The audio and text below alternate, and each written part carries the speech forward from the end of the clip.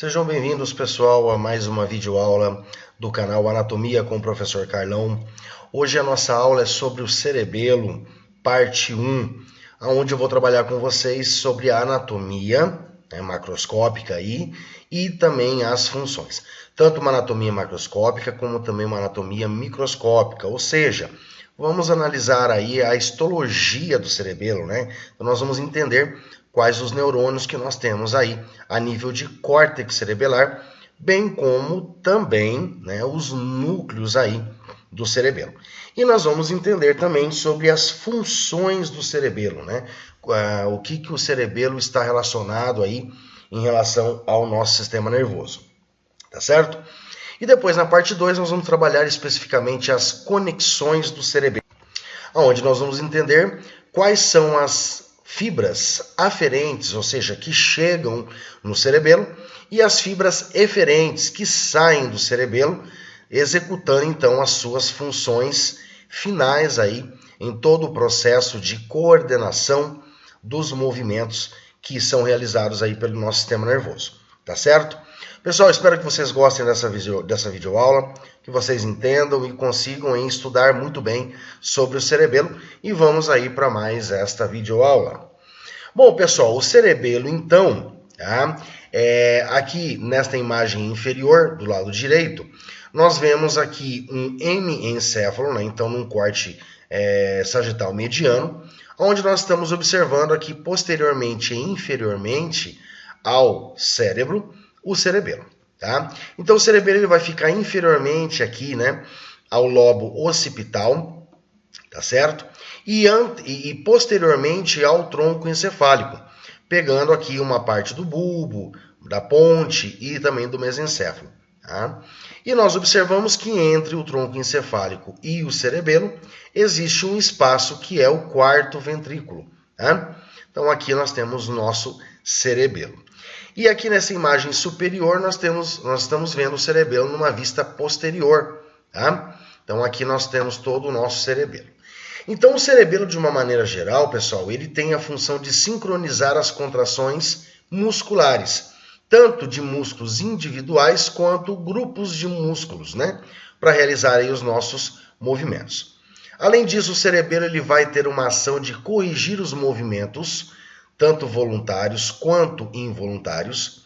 Está relacionado também com o equilíbrio motor e com a tonicidade muscular. Então, como que os músculos vão ter aí uma certa tonicidade para realizar os movimentos.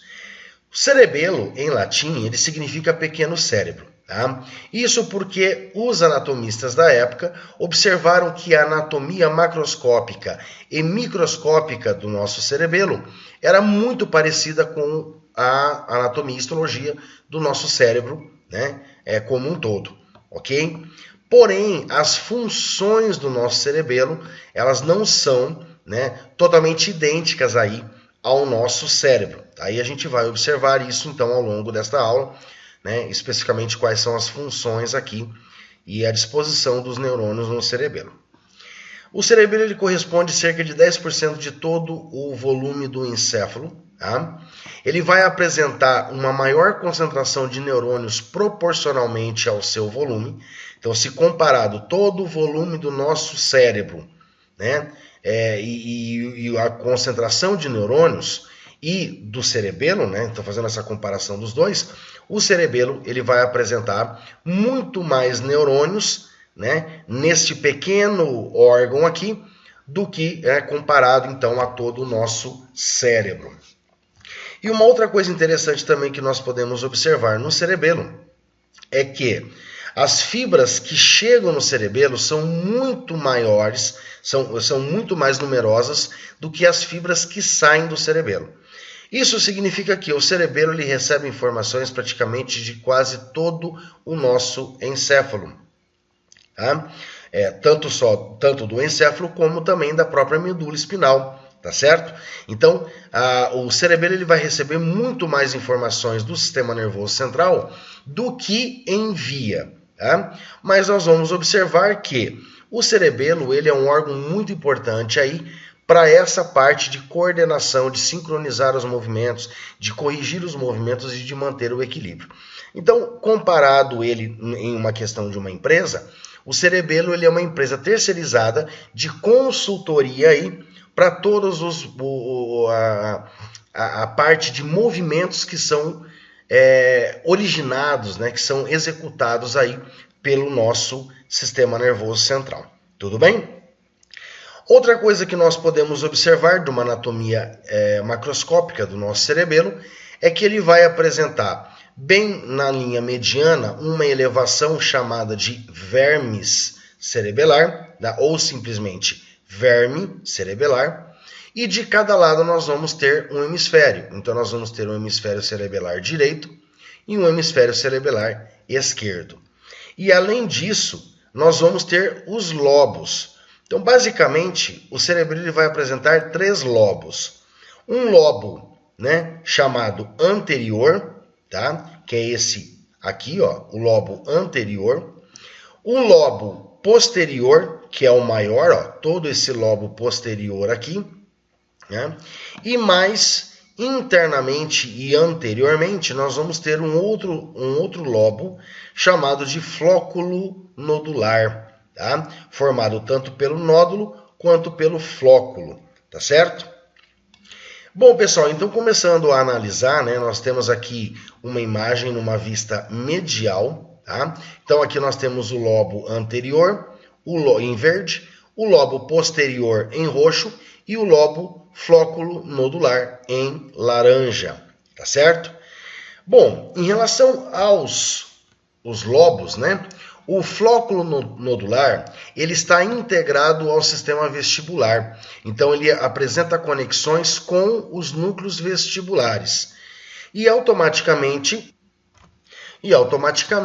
a função desse flóculo nodular é regular a tonicidade muscular, ou seja, o tônus muscular, e também garantir aí a manutenção do equilíbrio e da postura corporal, atuando mais precisamente aí nos músculos axiais do que nos apendiculares, tá certo? Então, de uma certa maneira, esse lobo flóculo nodular, como está relacionado com o sistema vestibular, ele participa aí bastante de movimentos involuntários, ok? Então, todas as informações originadas lá do nosso ouvido interno, né? Lá do vestíbulo, vem então para os núcleos vestibulares do tronco encefálico, e desses núcleos vestibulares nós temos informações que estão chegando aqui no flóculo nodular. E depois nós vamos entender que, na próxima aula, né, que nós vamos ter núcleos internos aqui no cerebelo, que da onde vão então se originar as informações referentes e que vão se conectar também com o sistema vestibular, né, com os núcleos vestibulares e com a medula espinal, garantindo então toda essa parte de manutenção do equilíbrio, postura corporal e tônus muscular.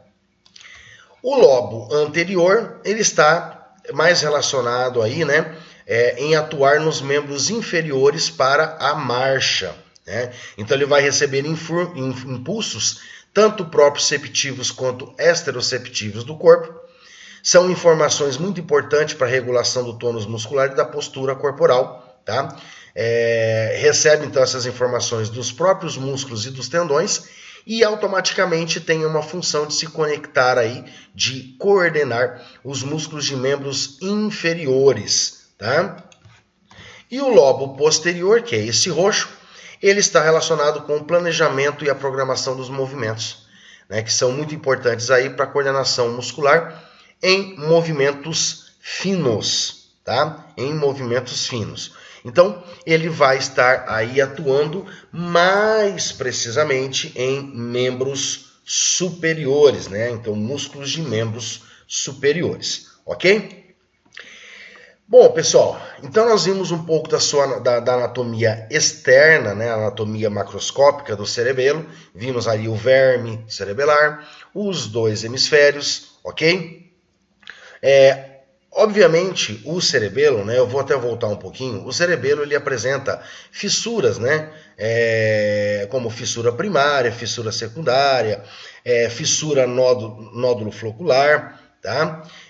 Porém, essas fissuras aqui não tem muita importância de ficar passando, a não ser que seja aí, né, um profissional da área da medicina que vai fazer uma residência em cerebelo, né, em sistema nervoso, né, e aí então ele vai ter que trabalhar um pouco mais essa parte aí da anatomia, tá? Então aqui a anatomia que eu passei para vocês é uma anatomia mais básica, mas é a anatomia que é mais utilizada aí, né, pelos estudantes aí das áreas da saúde, tá certo? Agora a gente vai começar a analisar o que? A anatomia interna, né? Ou seja, a histologia aí no nosso cerebelo. Bom, quando nós observamos então cortes histológicos do cerebelo, nós vamos observar que o cerebelo ele vai apresentar então um córtex cerebelar, tá? Que é a camada mais externa do cerebelo, e a parte interna do cerebelo é de substância branca, formada então pelos axônios, ou seja, as fibras, né, que estão chegando e saindo do nosso cerebelo, sendo chamado então de substância branca, né, de corpo, chamada de corpo medular, tá? Que é a parte da substância branca do cerebelo, e depois nós temos o córtex, que vai apresentar camadas aqui de neurônios, né? Então nós vamos ter a camada molecular, tá? Que é a camada mais externa. Depois nós vamos ter a camada de células de Purkinje, que é a camada intermédia. Depois nós vamos ter a camada de células granulares, que é a camada mais interna aí do córtex cerebelar.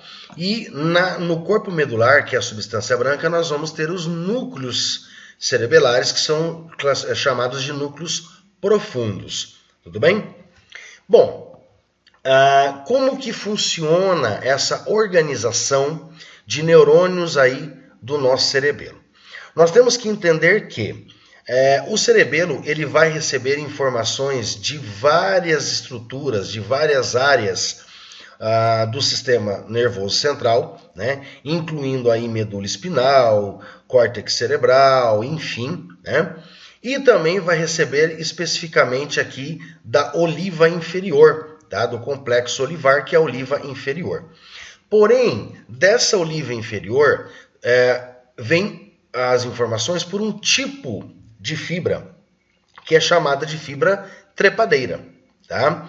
E quando essa fibra trepadeira ela vem lá da oliva inferior e penetra então no cerebelo, ela vai criar uma conexão, um ramo colateral, se conectando então com os núcleos cerebelares.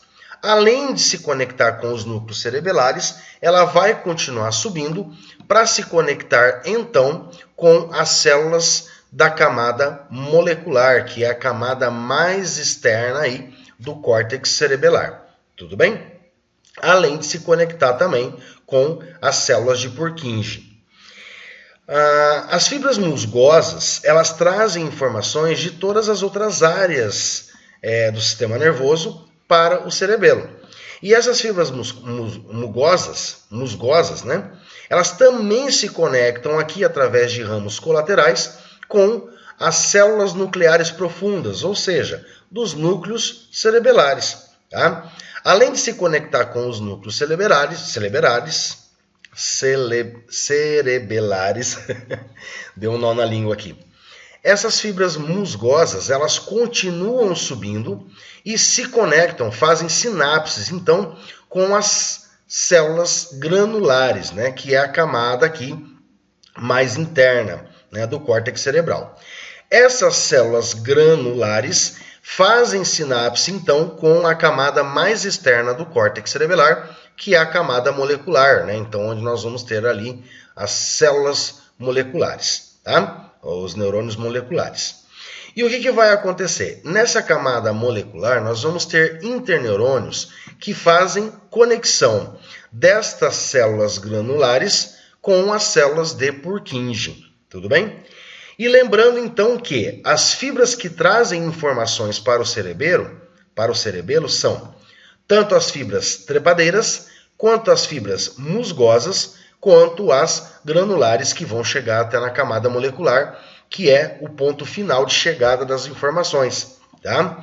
E aí nós observamos que as fibras musgosas, as trepadeiras e as células granulares são excitatórias, ou seja, tá? Elas conduzem aí o glutamato.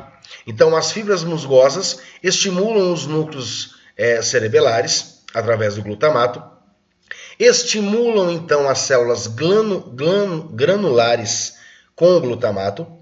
As células granulares vão estimular a camada molecular com o glutamato. As fibras trepadeiras estimulam os núcleos cerebelares com o glutamato e também estimulam ali tanto a camada molecular quanto as células de Purkinje com o glutamato. Quando nós observamos os neurônios de saída das informações do cerebelo, né, que vão sair, nós temos aqui a célula de Purkinje. Então, todas essas informações, quando chegam, elas têm que chegar no ponto final, que é na camada molecular. Tá? E nessa camada molecular, se conecta, então, estimulando aqui, né, a célula de Purkinje, e essa célula de Purkinje é que vai sair a informação, né, que vai ter a saída dessa informação para os núcleos cerebelares. Lembrando que as células de Purkinje são células inibitórias, ou seja, liberam o GABA. Né? Então nós observamos que todas as informações elas podem chegar tanto pelas fibras musgosas quanto pelas trepadeiras. Tá? Lembrando que as trepadeiras vão diretamente à camada molecular e também se conectam com os núcleos cerebelares, estimulando então esses núcleos cerebelares. E as fibras musgosas estimulam também os núcleos cerebelares, além de estimular as células granulares. Então as fibras musgosas não chegam diretamente na camada molecular, elas se conectam com as células granulares e as células granulares é que estimulam então a camada molecular. Então, chegaram. Saindo, como que a informação vai sair? Camada molecular estimula Purkinje. Purkinje vai inibir os núcleos cerebelares. E todas as informações, quando saem do cerebelo, saem pelos núcleos profundos, ou seja, os núcleos cerebelares. Então, todas as informações que saem do cerebelo têm que sair pelos núcleos cerebelares. Fastigial, globoso, emboliforme ou denteado. Tá ok? E aqui é que a gente vai entender uma questão. Professor, o senhor falou então que as fibras musgosas e trepadeiras estimulam os núcleos cerebelares. Porém, a célula de Purkinje inibe. Então, como é que nós vamos ter aí uma informação se originando do cerebelo, saindo do cerebelo? O que nós temos que entender é que a célula de Purkinje, ela funciona como uma célula de regulação. Tá? O que acontece? Se nós não tivéssemos as células de Purkinje inibindo os núcleos cerebelares, todas as informações que chegassem pelas fibras musgosas e pelas fibras trepadeiras e que estimulam os núcleos cerebelares, iria então sair pelos núcleos cerebelares, dando uma descarga então para várias estruturas do nosso sistema nervoso central, fazendo com que os movimentos acontecessem de forma demasiada. Tá? Então, dessa maneira, essas células da camada molecular, né, acabam, de uma certa maneira, equalizando, equilibrando como que essas informações vão sair do cerebelo. E automaticamente, se o cerebelo ele observa que os núcleos cerebelares foram estimulados demais, eles automaticamente vão estimular as células de Purkinje. As células de Purkinje vão inibir, de uma certa maneira, os núcleos cerebelares.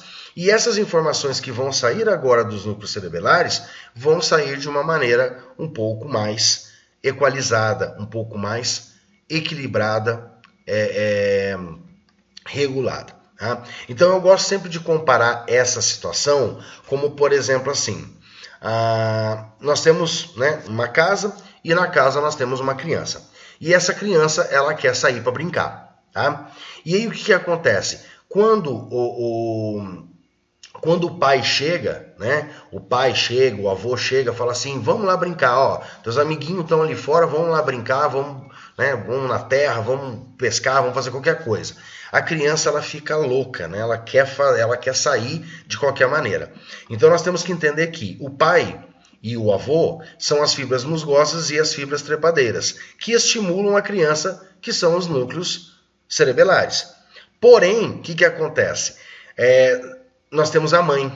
A mãe é a célula de Purkinje. A mãe é que, tudo bem, meu filho, ó, você vai sair, mas maneira aí está indo muito afobado, tá? Vai devagar aí com essa bicicleta, vai devagar com esse skate, vai devagar aí, né, com essa bola, pra você não se machucar, para não acontecer nada de errado, tá? Então vai devagar, né? Então aí a mãe, que é a célula de Purkinje, né, vai fazer o que? Pera lá, vamos diminuir um pouco aí a ansiedade dessa criança, tá?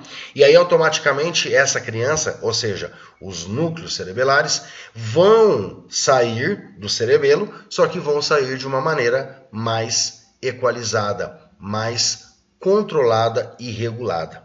Tudo bem? Então é dessa maneira que os neurônios ali do cerebelo funcionam. Claro que nós temos que entender que para cada estímulo vai ocorrer aí uma excitação e inibição de uma certa maneira, né?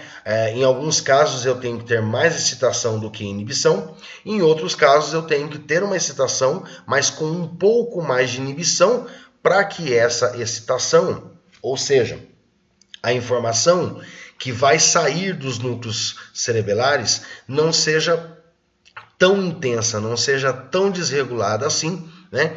E fazendo com que os movimentos acabem sendo realizados de maneira errada, tá certo? Então essas células do cerebelo, elas fazem essa função de coordenar todos os estímulos que chegaram e como que o estímulo vai sair do cerebelo, equalizando aí os movimentos, tanto voluntários quanto involuntários. Tudo bem?